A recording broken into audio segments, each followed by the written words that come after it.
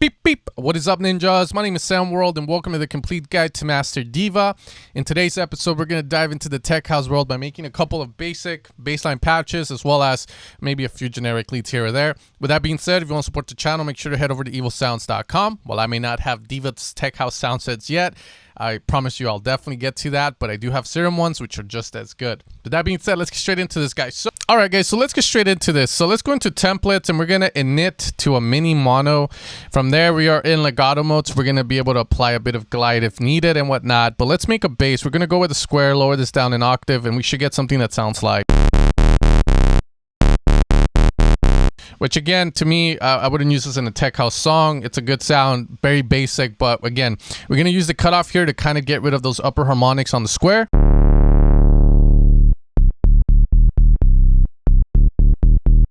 To get just a very basic square sort of sub. There's a very big misconception that subs should be triangle or sine waves for some reason. I personally don't like to use them because, as you can see, they lack a lot of presence when you start going into the lower keys. But if you're gonna be at a high key, then by all means, it's going to be one of the better subs that you can utilize for sure. But when you're going super low, we go with a square, and we'll stick with a square for now. From here, we can do a lot with this. We can add envelope 2 to shape the sound now. Let's use envelope 2 to shape this, maybe lower decay. I'm going to go into the trimmer section and apply a retrig, as you guys know from the modification episode.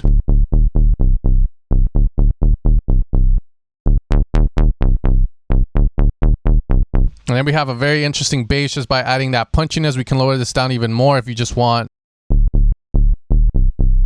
this kind of bass.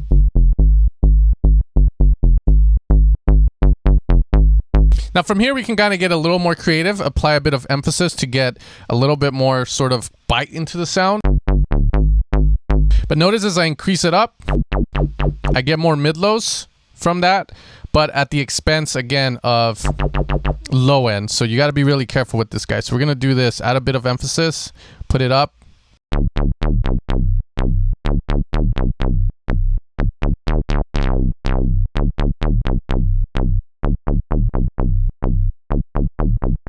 And you can get that nice resonant sound. We can add a bit of attack. Now we're making it sound more interesting, more Chris Lake-ish in a way. Lower the sustain. Let's apply these releases, which adds a release to the decay.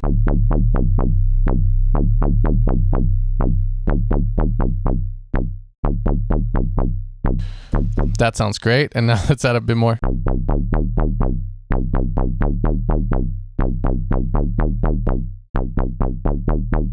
Now notice how the low end lacks, and that's one of the things I don't like about DIVA is the fact that I cannot go into a sub and add a layer here. Now from here, if you want to make this wide in DIVA, you're going to have to use a chorus for this, like maybe a dramatic. Let's lower the depth down a bit.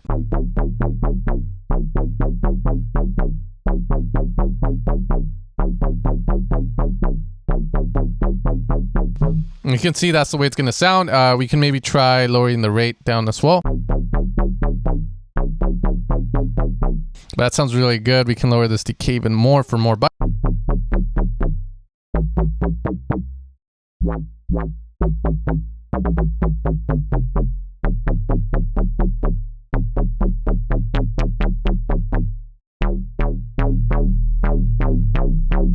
Now let's get rid of the release just so we can have... This is going to be some of the more complicated tech house basses you're going to be end up making, but again, you would layer this with a sub. From there, let's kind of get rid of the emphasis. Let's do that, and let's make just a basic, very strong sustained bass, maybe a saw now.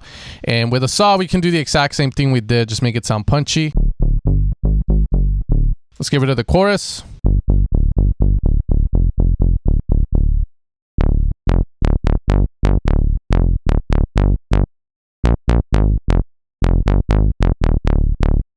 Again, control those upper harmonics with the filter.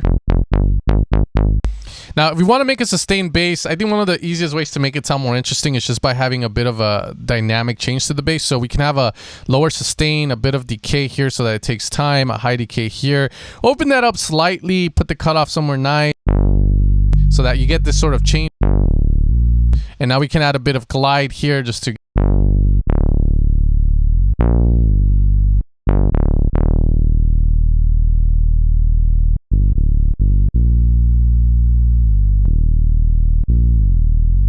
And now we could do, if you want to do those kind of things. From here, let's make an 8080 kind of bass, because this is another complicated one that a lot of people like to make, and this is how you would make kicks as well if you wanted to. We're going to utilize a triangle, which works, but from there, I'm going to activate the release on this guy, lower sustain, so we have...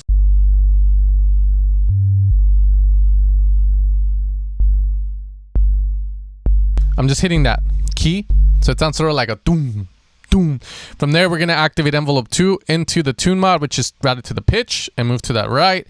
From there, no attack, low, low, low decay.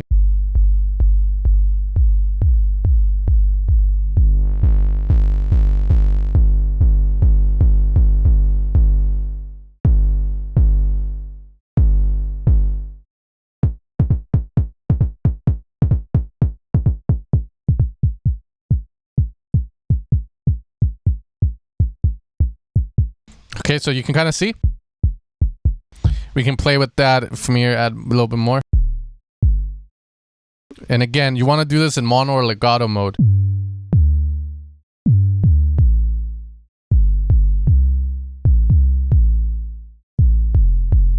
From there, we can add distortion by utilizing a rotary.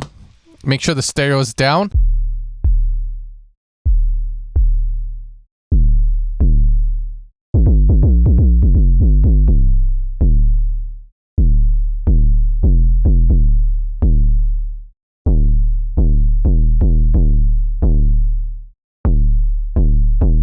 And now we're getting more into like G-House territory as we kind of get a little dirtier with that. But again, some pretty cool sounds to kind of play around with. Okay, so let's kind of get rid of this here. Now let's make one more bass, maybe utilizing, I don't know, let's do, I don't know, a Juno 6. We can kind of go with that and make a bass with that as well. So for this guy, let's go with maybe utilizing a square. And we're just going to lower this down and move the date length.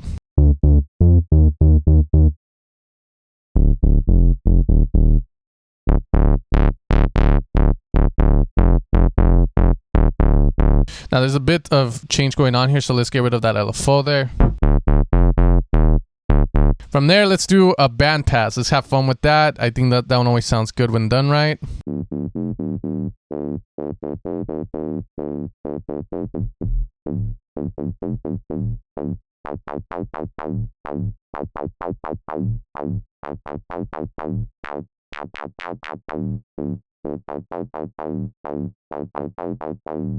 Okay, so it's kind of cool. Now let's go with a low pass on this, and let's add a top layer, maybe a saw. This was going to be at 8.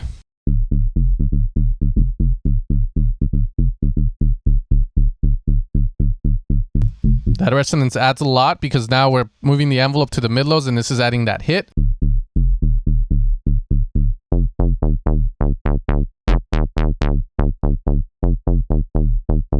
That sounds really good. Let's add maybe like a 5th to this. So we'll go with a -5, maybe a little bit higher 4.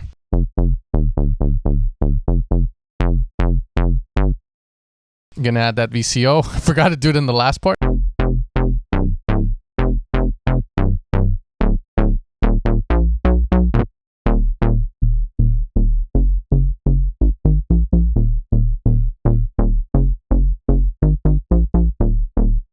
Trimmer, again, we're gonna oscillate reset.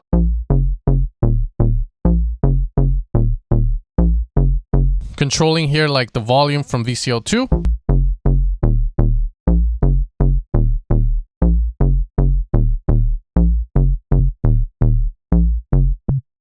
Let's go with a triangle and sine.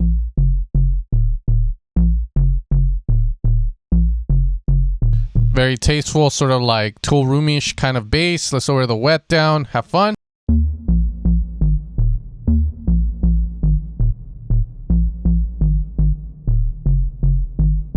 Okay, having fun with that. We can go with a square combination here.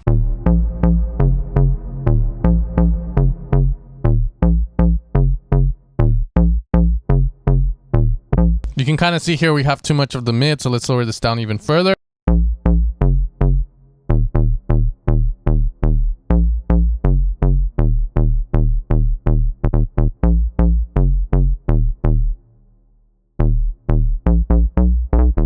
we go. We got some cool kind of basses that we can mess with.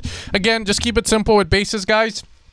Sustain ones and whatnot. We made a lot of cool ones. You know, basic saw one used by Dom Dollars, and I think pumping the brakes, and he made it work. So again, keep it simple. You can get creative as well. But with basses, you generally just want really good low end and something interesting to listen to on top of it.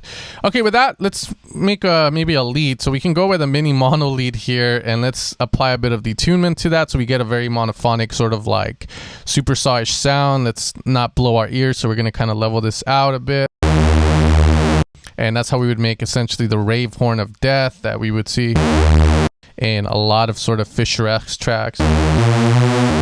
Let's go up in higher octave, lower down the rate depth a bit, cut off.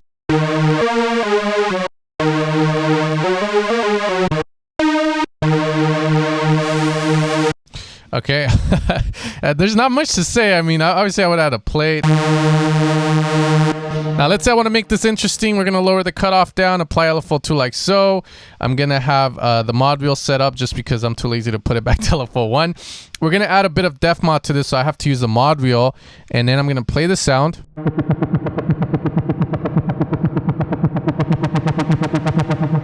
Let's go with a saw down.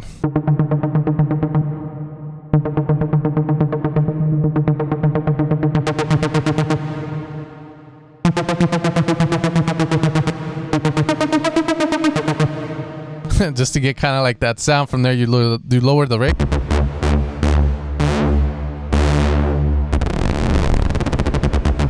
If you want to get kind of those effects, you can also use the triangle or the sine. Usually keeping it saw is the way in tech house from the sounds of it. You can also route the LFO2 now here to our pitch. So in case you wanted to do kind of like sort of like effects, we can do that, or we can use envelope 2 now and move that to the right a bit. And the decay is again going to control this.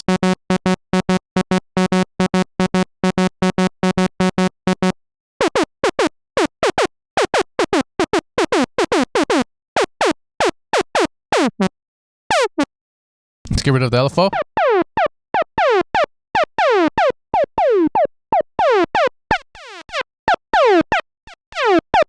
Can go reverse, which just gives us a different kind of effect if you're kind of going with that. And then we can also now do like a square sound, which I like Ikin for. I think he uses it in, I forgot, hooked up and whatnot. But for that, we just use releases like so down, so that when we play this square, we'll put a bit of detunement to it. Oh, that's loud. And let's go into poly mode now. We'll go poly 1. Let's lower this down a bit. So you get that. Higher release. But then you would kind of do doo-doo-doo. You can lower the cutoff down and now have that up. So and then just more decay. Apply a bit of. And then if we want, we can apply here like LFO2 to the pitch for a vibrato, but actually we already have it here, so. It sounds a little, yeah, add a bit of noise if needed. Let's use one square only. It's sounding very techno-ish. I think the last one I'll make, just because I kind of remember now that there is a bit of it, is the saw. TubA sound, utilizing an envelope and a cutoff. We can make something that sounds sort of like, let's see, a bit more attack and more decay. And let's kind of move that down to a saw there. And just do that. And let's just have like these releases down.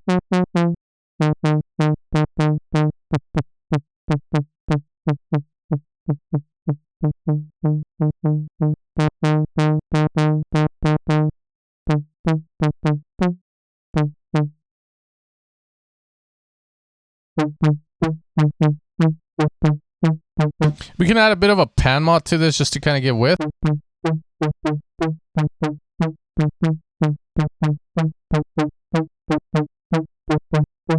which again, very popular.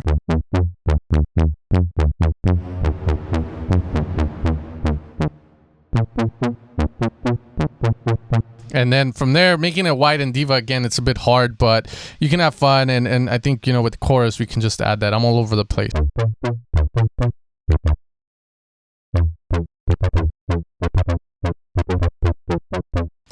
Make stuff like that. But anyways, you guys take care. Hopefully you enjoyed the video, and I'll catch you guys next time for another episode of the Complete Guide to Master DIVA.